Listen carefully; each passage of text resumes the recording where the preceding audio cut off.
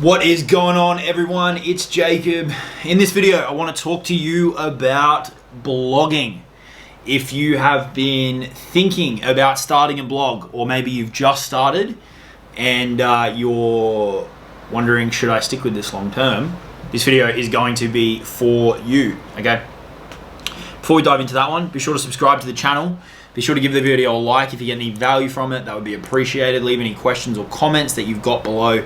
And if you want to get into high ticket affiliate marketing, start cranking out those big commissions, build a personal brand, build an audience, learn the skills to monetize it if you're ready to do the work, check out the Super Affiliate Accelerator.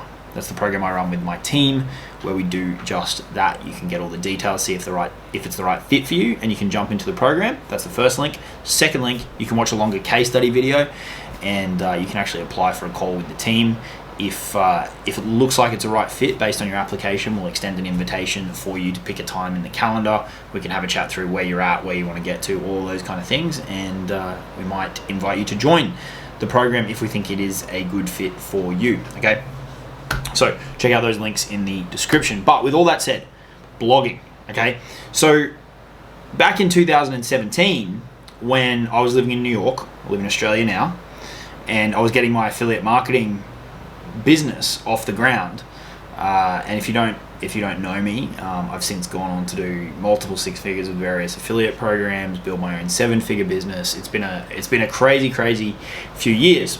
But back in 2017 was when I really jumped into the affiliate marketing world, and I was working full-time in the corporate game in New York, working 80, 100-hour weeks, and blogging was where I cut my teeth. It's where I got started.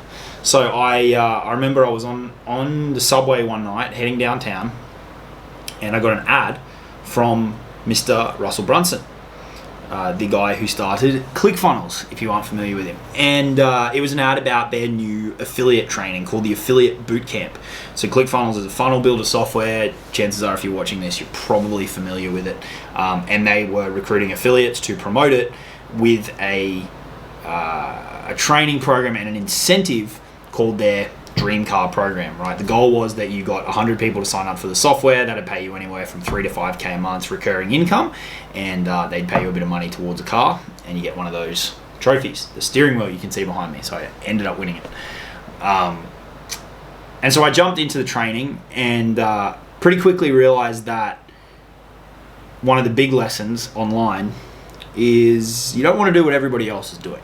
You want to use proven principles, but you want to look for slightly different paths that you can take to avoid the masses. Because if you look at the masses with anything, most people aren't getting results. Most people aren't doing the things that you typically want to achieve. If you want to achieve something, unique and pretty cool, that's just the way that it is. So I jumped into their standard training and pretty quickly went, this isn't right for me. And so I started doing some digging, and I found a dude who still does crush it, but was really crushing it with ClickFunnels at the time, and he was sharing his screenshots, and so I started digging into what he was doing, and I found that he was blogging, he was doing SEO, he was putting together these sites and writing articles and stuff to sell ClickFunnels products. Then I found that he had a little course. It was $100 at the time. I don't even know if he still sells it anymore. It went up to, I think it went up to 1,000, but he may have taken it off the market. And I jumped in. It was $100. I can remember the day now. I was catching an elevator up through the subway station, and I purchased. I don't know why I remember that. Probably because it caused such a turning point in my life in retrospect. But I bought it. I spent the $100 and got into it and started going through the training and implementing. Which is another big takeaway: is if you're buying courses, or you're buying coaching, or you're buying mentorship, implement in real time, okay? Don't buy something, spend a month consuming it, and then go and try and implement it. I've never understood that mentality or that approach. And I think that's what a lot of people do, and again, that's why a lot of people don't get results. Implement in real time. Learn something, do it, learn something, do it, learn something, do it, learn something, do it. Because what's going to happen is, by the time you get to the end of the course, you're actually going to have something built. Now, it may not be that good because you've been implementing it on the fly and you didn't have the whole picture and you're trying to figure it out and you might not be that good at it and whatever. But you're going to have something built that you can then go back and, perfect or improve or whatever. Whereas if you start and you just learn, like everybody's doing, learning, it's a whole nother topic. You're going to get to the end, and sure, you might have a little bit more knowledge. Probably a lot of it's not sunk in, but because you've not done it, doing while you're learning really helps it sink in. You're going to get to the end and you're not actually going to have anything to show for it. So you've now spent a month going through this new thing, or 3 weeks or 6 weeks or 8 weeks or however long the program is, and you've got nothing to show for it. So what then happens is people go and buy something else, and they do that all again. So the way you can short circuit that is by implementing in real time. And Greg's course was geared really well to do that, and that's something that's really stuck with me. And my program, the Super Affiliate Accelerator, link in the description, is really structured that way as well, because it's so important. Learn, implement. And so I did that in real time. And the reason blogging really jumped out to me at the time, which is an important lesson, is your strategy's got to fit your situation. So I was working in the corporate game, couldn't do the personal branding thing, all that kind of jazz, and needed a strategy that fit that. Blogging worked. And that means that you can really dive in and you don't have any hang-ups around the strategy. I think too many people are trying to pick the wrong strategy for them, the strategy that doesn't fit their situation financially, work-wise, skills, strengths, weaknesses, all that kind of stuff. You've got to, I'm not a bad writer, so blogging worked for me. But if you're an awful writer, you shouldn't blog, right? We'll get to that stuff in a second. So I started doing it, and I was literally building it like on the go. So I was traveling to a client for 6 months. I was in Paris first, and then I had a bit of time back in New York, and then I was traveling to a client from New York to Kansas City for like 6 or 7 months. And most of that blog was built in Ubers, on the train, on my phone, in taxis, on planes, in airports. That's when I built the business. That's when I got it moving, because I was leaving New York at the end of 2017 and I was coming back to Australia, and I didn't want to keep doing that work. I wanted to do something different. I didn't know if this was going to be the vehicle for it, but it was as good as any idea that I had at the time, and so I stuck with it. And if it's a priority, you'll do that. So I built it in my downtime, which was literally the only downtime I had was when I was traveling. I was on the move, and that really got me into the game. So I know what it's like to blog. I've been there, I've done it, and I've got a lot of buddies who are bloggers and all these kind of things. So I understand the model, and I understand how it works. Now I subsequently stopped blogging because it wasn't for me. It fit my situation at the time, but I got sick of it, right? And so if you're thinking about starting a blog, I can definitely shed some light on the process. Okay. It's going to be a grind, right? Most of online business is a grind, but blogging, I feel in particular, is a grind, because you're waiting on that algorithm to pick up your article. You don't really have a lot of control over that. There's other strategies out there that we teach in the Accelerator program where you can be more proactive instead of waiting for the algorithm to pick up your content. You have to write in a certain way. So as I said, I quite enjoy writing. I'd hope to write a book one day, but I never like being told how to write. I actually started studying journalism as part of my degree back in the day, and I quit journalism because I hated them telling me how to write. And SEO is kind of the same, because you'll write content, but then you'll have to go through and change it all to make sure that it fits with the certain parameters and all that kind of stuff. So you've got to really like writing, but you've got to be okay with the fact that you're going to have to write in a certain style to make it work. And you are going to have to write a lot. You have to write big articles.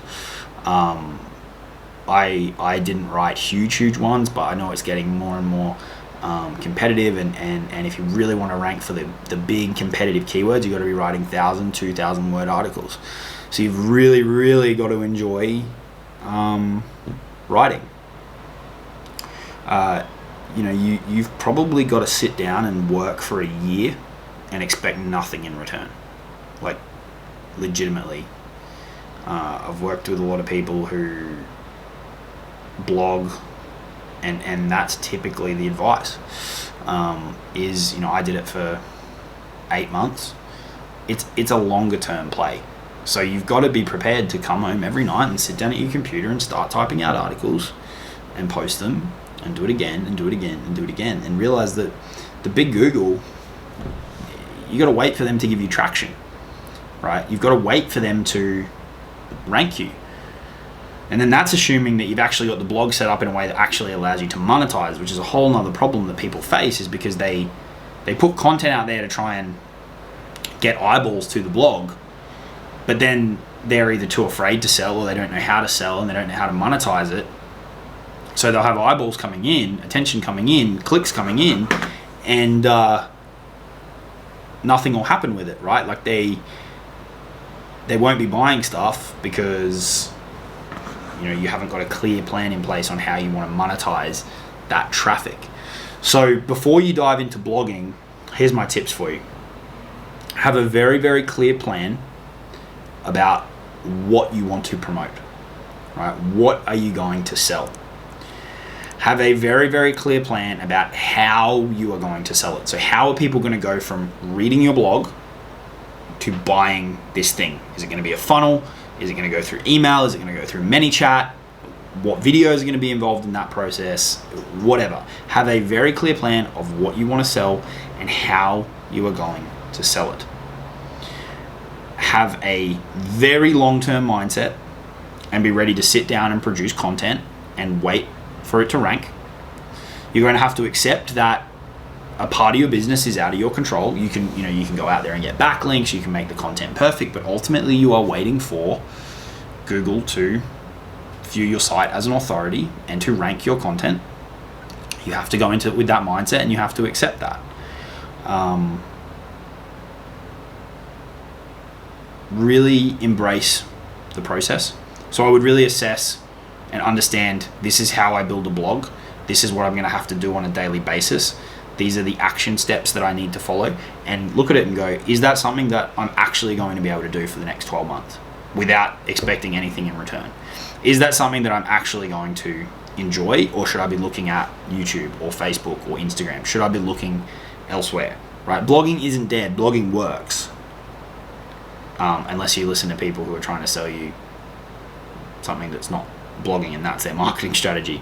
I'm not going to sit here and tell you blogging's dead. Blogging works, right? I've got people in my communities who make 6 figures a year with blogging, but it takes a certain type of person with a certain type of mindset with a certain type of skill set. So you need to analyze, is that you, right? Do you have that skill set? Can you adopt that mindset? And can you prioritize it enough to come home after your day job, if that's what you've got, or whatever else you've got going on, and write and expect nothing in return? Okay, super, super important that you think about those things before you start, because otherwise you're going to waste a ton of time getting the site set up, start posting, you might get a little bit of traffic and then quit, and then you're going to have to go do something else. One of the big messages that I share on this platform over and over and over again is figure out your place that you are going to share your message. Be that a blog, be that YouTube, be it Facebook, be it Instagram, be it wherever. You got to pick that one thing. But these are the things you need to think about before you choose that one thing, because in my book, when you're in, you're in. Right? Like I blogged for 8 months and then I went onto Facebook, and that's where I've basically been consistently since then, along with now doing YouTube as well, particularly heavy for the last few months. But you've got to be ready to really embrace that platform. And please, if you do go down the path of doing it, take on the advice of having a clear monetization plan, because there is nothing worse than putting out content and having no way of getting an ROI. Right? If you've got no plan on how to monetize it, be it with your own products, be it with affiliate marketing products, be it with whatever, if you've got no plan to monetize, that's not going to be a fun thing to do, and you're not going to enjoy it, and you're not going to do it for very, very long.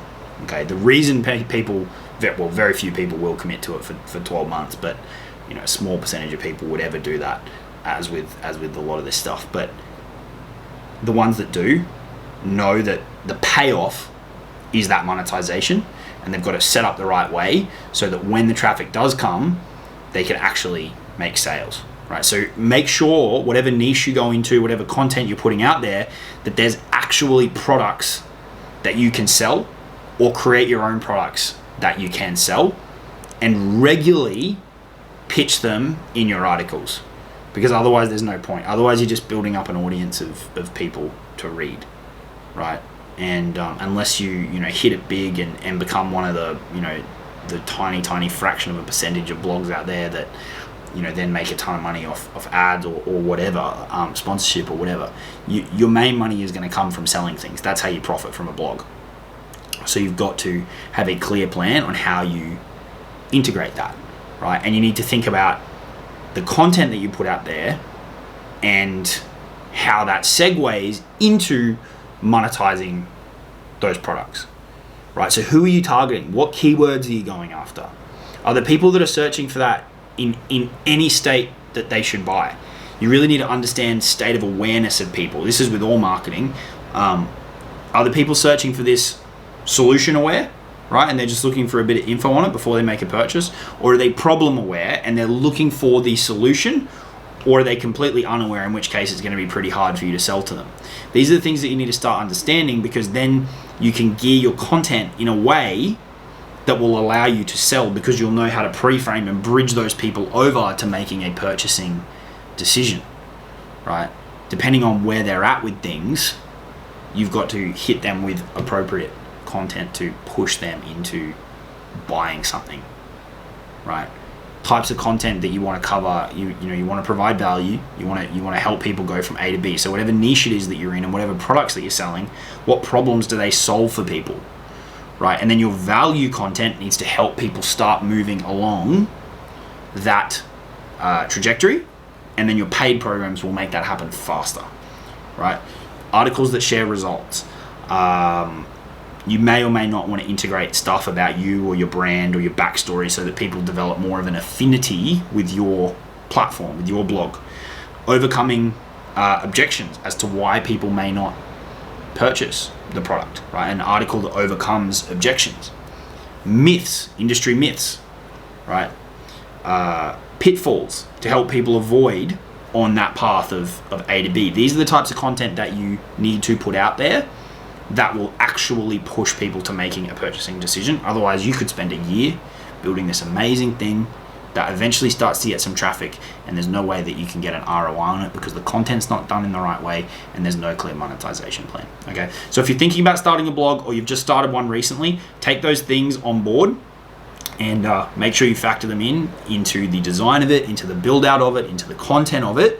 Otherwise, it could be a long road that doesn't pay very well, okay?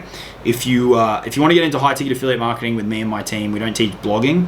We teach some more proactive strategies. Later you can add a blog if you want to, but our strategies will get you moving faster than a blog.